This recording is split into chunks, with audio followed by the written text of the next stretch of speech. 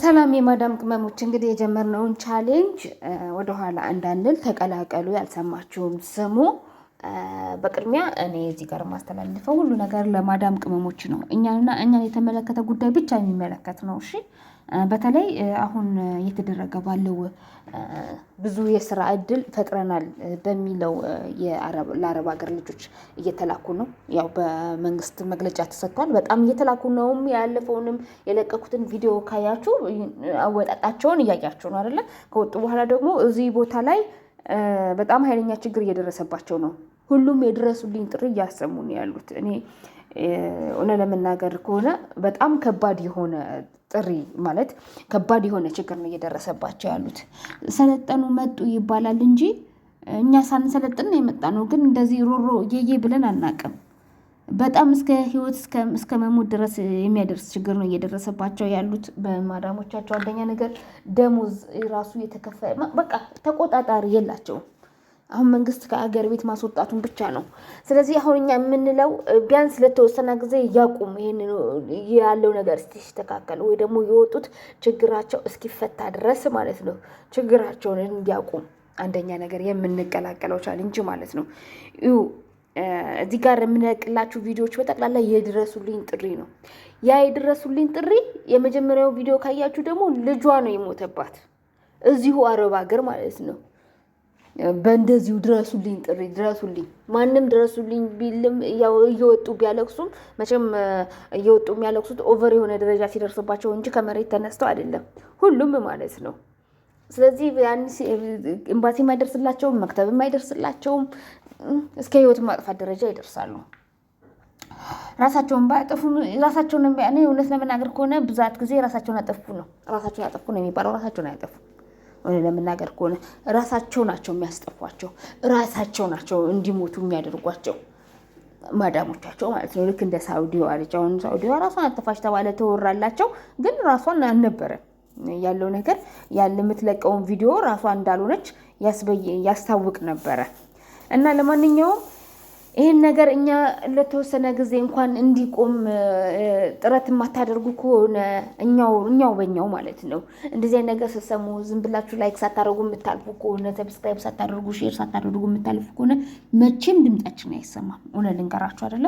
ለእኛው ያለ ነው እኛው ነን። እንደው ገንዘብ ምንም አታወጡበትም እኮ እውነት። ሼርን ብታደርጉ ላይክን ብታደርጉ ምንም አትከፍሉበትም ምንም። እንደው ለኛ ለእህቶቻችን ስትሉ እኛ ያለንበት ጉዳት ነው። እኛ ላይስ ነገ ምንድነው የሚደርስብን የሚለውን ነገር እያሰባችሁ አድርጉ። ምንም ነገር ስታደርጉ ማለት ነው። እኔ ምናልባት የተመቸኝ ቦታ ሊሆን ይችላል ያለሁት። እዚህን የምታዳምጡም እንደዛው እኔ አሁን የተመቸውበት ያለሁበት ቦታ ነው ያለሁት ብላችሁ ዝም ብላችሁ ብታልፉት ራሱ ማለት ነው እውነት ልንገራችሁ አይደል፣ ነገ ጠዋት ምን ሊደርስባችሁ እንደሆነ አናውቁም ሁላችንም ማለት ነው። ህግ እኛ ተቆጣጣሪ እንደሌለን ኤምባሲ እንደሌለን ወይም ደግሞ ኤምባሲ እንኳን ቢኖር እኛን የሚከታተለን የህግ አካል እንደሌለ ሲያውቁ ሁሉም ናቸው ጥራራቸውን የሚያሩብን። እውነት ልንገራችሁ አንድ ነገር ልንገራችሁ፣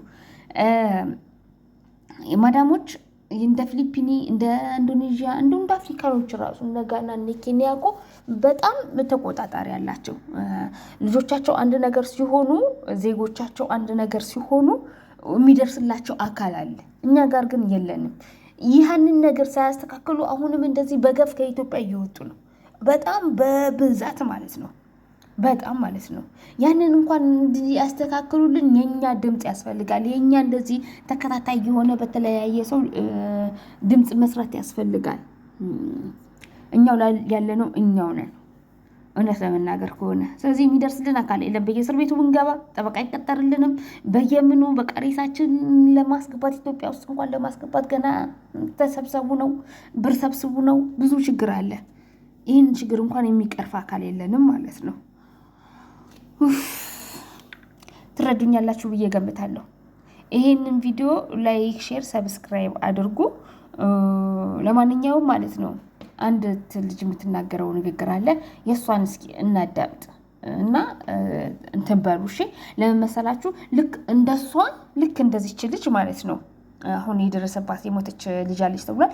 ልክ እንደሷ ደግሞ ስንቶቹ ናቸው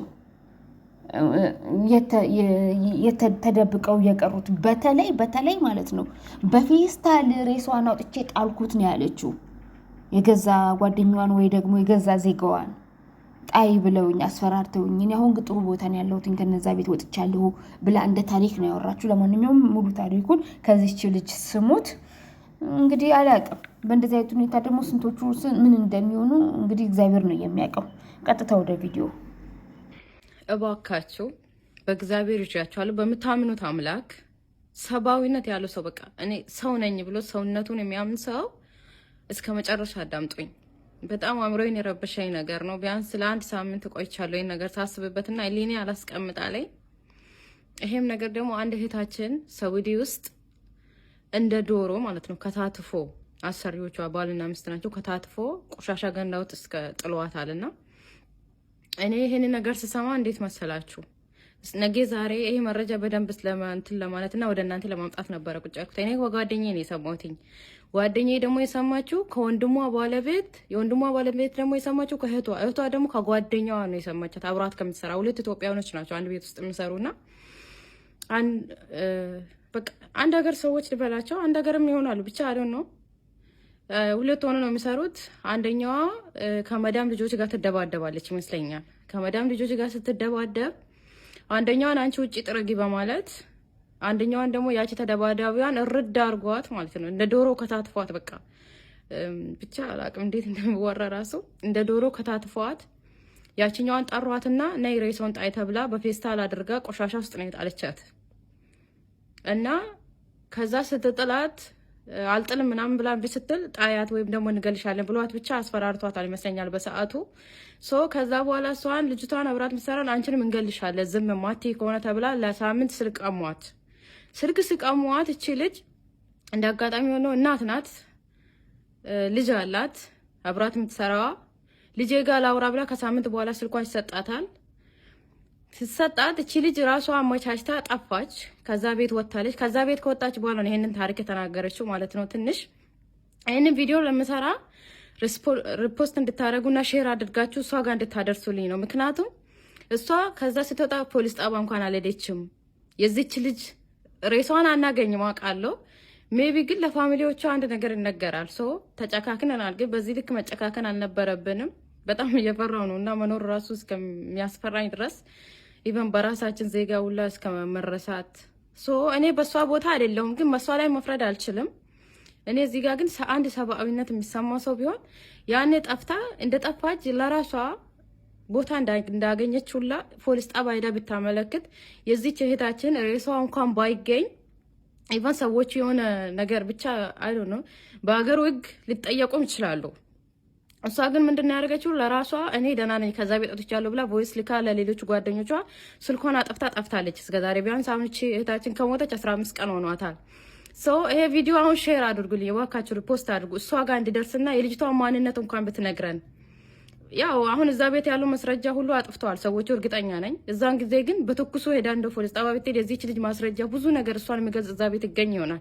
አሁን ግን ራሳቸው እነሱ ጥንቃቄ አድርጎ ብዙ ነገር እንደውም ኢቨን የኛ ሰራተኛ አይደለችም ለማለት መብት አላቸው። ሁሉም ነገር አጥፍተዋል ማለት ነው መስረጃውን። እኔ አሁን የፈለግኩትኝ ቢያንስ እህታችን አንቺ ከሰማሽ አንቺ ብቻ አይደለሽም፣ አንቺን ጥሩ ልብ ያላቸው ሰዎች አሉ እርግጠኛ ነኝ። አንቺንም አስጠግቶሽ ያኔ እንደዚህ አይነት ሁኔታ ውስጥ ነው ያለው ብለሽ እንደ ወጣሽ እንደ ጠፋሽ ያስጠጉሽ ኢትዮጵያኖች ይኖራሉ።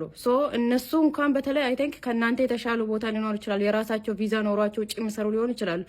እነሱ እንኳን እንደዛ ሆኖ ፖሊስ ጣቢያ ሄዶ መናገር አልፈለጉም። እሷን ብቻ ነው እንትን ይዟት ይወዱ ማለት ነው። አሁንም ቢሆን እሷ ራሷ አደጋ ላይ ነው ህይወቷ ያለው። ምን ታውቃለች? እየተከታተሏትም ሊሆን ይችላል። ብትቺ እናት እህታችን አንቺ እናት ነሽ። የወለደ እኛ አልወለድንም አናቅም። አንቺ ግን ወልደሻል። እንደ አንድ ሰብአዊነት ሰው ደግሞ መቼም የሰው ልጅ እንደው ሞቱ እንኳን ሬሳው እንኳን ባይገኝ ለቤተሰብ እኮ አንድ ነገር ይነገራል። ቤተሰብ እኮ ሜቢ በህይወት እስካሉ ድረስ ልጄ እዚህ ናት፣ ልጄ ትመጣለች፣ ልጄ እንዲሆነች ብሎ መጨነቃቸው ቁርጣቸውን ቢያውቁና እርማቸው ራሱ ማውጣት አንድ ነገር ነው። ሁለተኛ ደግሞ ሳውዲ ውስጥ ያላችሁ ኤጀንሲዎች እባካችሁ ተባበሩንና ልጅቷንም ሼር አድርገን ካገኘናት ቀሪውንም መስረጃ እንሰጣቸዋለን። ኢቨን እዛ ቤት ያስገባት ኤጀንሲ ብናቅ በልጅቷ ፎቶ የምታውቋትና እሷ የመጣችበትን ኤጀንሲ የምታውቁ ሰዎች ሼር አድርጋችሁልን እንደዛ እውነታው ቢወጣ ነው እንጂ አሁን ከዚህ በኋላ የሷ ሬሷም አይገኝም ምንም በቃ እኔ በጣም ደመከል ቢሆን ነገር ነው። ብቻ በሁሉም ቦታ ሀገራችንም ላይ ስደትም ላይ ሞትን ሬሷ እንኳን የማይገኝበት ሁኔታ ነው ያለችው እና ብዙም ሰው ይኖራል። እነዚህ ሰዎች ልምድ ያላቸው ናቸው። ልምድ ብኖራቸው ነው እንጂ ከታጥፏት ምንም ሳይደነግጡ ኢቨን በዚህኛዋ ሰራተኛ ጣይ እስከ መባል ድረስ ምንም ሳይቆጥሩ ማለት ነው። በጣም ልምድ አላቸው እነዚህ ሰዎች። እቺንም እንግዲህ እግዚአብሔር ለምስክርነት ነው ያተረፋት። እቺን ነፍስ እሷ ግን አልተጠቀመችበትም። ፈጣሪ ያተረፋት ሜቢ ለምስክርነት ሊሆን ይችላል። እሷ ግን አላረገችውም። ሜቢ አሁንም ከዛ በኋላ የሚገባ ሰራተኞች ህይወታቸው በዚህ እጣ ፋንታ ነው የሚሆኑት። እርግጠኛ እነሱንም መገደላቸው ያለ ነገር ነው።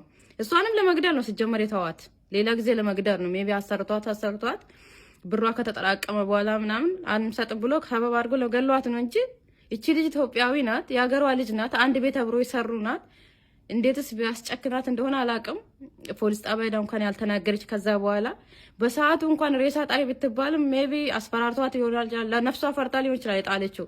ግን ከዛ በኋላስ ደግሞ ኢቨን እሷ ስትገደር ስትሞት ድምጿን እየሰማው ነበር። ውጪ ነበርኩ ብትጮህስ አላቅም። መፍረድ አልችልም፣ እኔ በሷ ቦታ አይደለሁም። ግን በቃ እባካችሁ በእግዚአብሔር በቃ ሁሉም እህት ወንድም ያላችሁ ሁላችንም ቤተሰብ አለን እዚህ ላይ ሼር አድርጉልኝና ሪፖስት አድርጉት። እሷ አውቃ እንደው ችግር የለም ማንነቷን ባታጋልጥም ብትቺ እህቴ በመጀመሪያውኑ ለነገርሻት ለእህትሽ እንዲህ የደረስሽበትና የደረሰባችን ጉዳት ያተናገርሽው ልጅ ያሳወቅሻትን ብትቺ ፎቶዋ ካለሽ ላኪልን።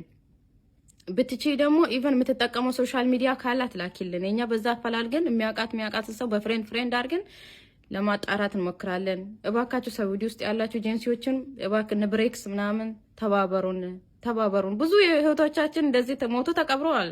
ማንነት እስካሁን ይኖሩ ይሞቱ ያልታወቁ ማለት ነው። ግን እኔ ሊኔ አላስቀምጥ ስላለኝ ነው። እኔ ጓደኛ ትስሪ ብላኛለች ይሄንን ቪዲዮ ማለት ነው። ግን እኔ አልቻልኩም። በቃ በጣም ጭንቀት